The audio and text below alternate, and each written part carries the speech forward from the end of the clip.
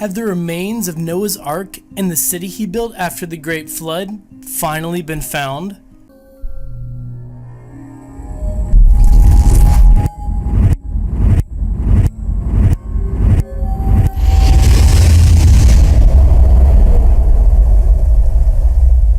In 1948, a Turkish villager stumbled across an unusual formation protruding from the earth in the foothills of Mount Ararat. A recent earthquake had been triggered, and a series of mudslides in the area forced the ancient remains of Noah's Ark to the surface. The Bible tells us the Ark's precise dimensions and that it settled in the mountains of Ararat after the Great Flood. Archaeologists and missionaries have been scouring greater Mount Ararat for centuries, several miles away from the foothills where it was found on Mount Chudhi, which translates in the native Kurdish language to First Mountain. The Bible also tells us that, quote, Noah lived after the flood 350 years, unquote. He must have lived somewhere, and it turns out that we found that too. In 1997, analysis of aerial photographs accurately identified the original landing place of the Ark, upstream of the mudflow it was found in.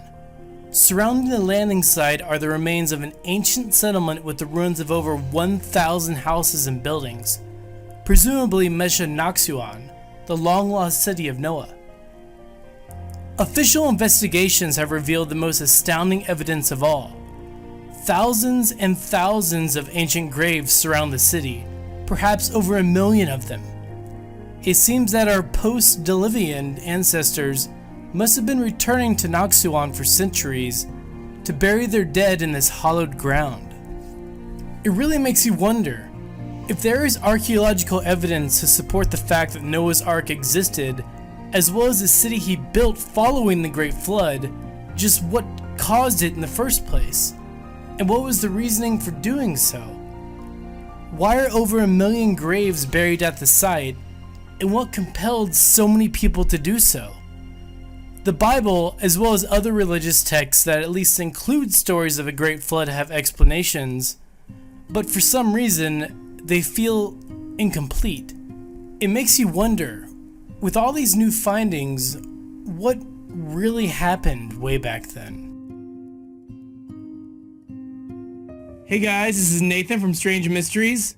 If you have any mysteries you'd like us to cover, leave a comment in the section below and we'll check them out.